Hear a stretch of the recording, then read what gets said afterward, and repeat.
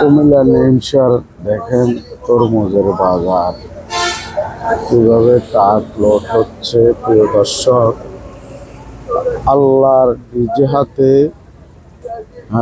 ফলন এবার হচ্ছে। বন্যার কারণে পানিগুলা মাটিতে তস থাকার কারণে সকল ফসল অনেক সুন্দর হয়েছে। আমাদের দেশে আলু বলেন, তরমুজ বলেন, ফসল অনেক, কিন্তু অভাব পরিমাণে আমি মনে করি রিজিক অনেক অভাব হয়ে গেছে। যাক আল্লাহ দিয়েছে বাংলাদেশের মানুষকে।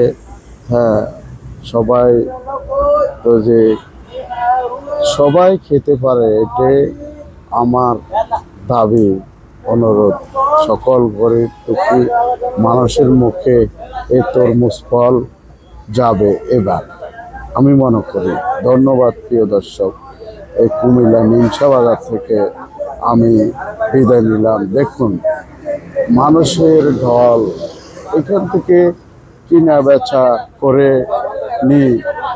বাংলাদেশের আনাচে কোনাচে বিক্রি করা হয়। ধন্যবাদ।